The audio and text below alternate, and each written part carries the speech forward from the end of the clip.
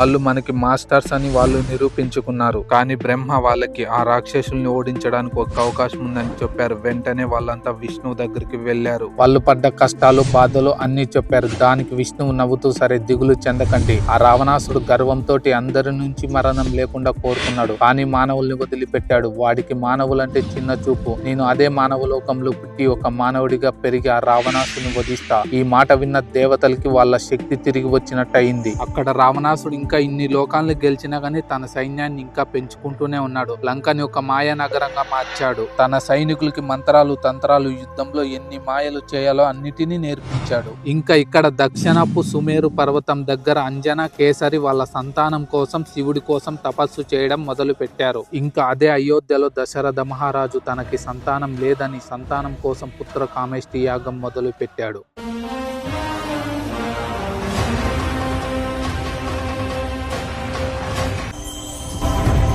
రామచంద్రమూర్తి ఒకసారి చంపేస్తానని ప్రతిజ్ఞ చేసినటువంటి వాణ్ణి రక్షించడం అన్నది మాత్రం ఎవరికి సాధ్యం కాదు. అది బ్రహ్మ స్వయంభూ చతురాననోవా.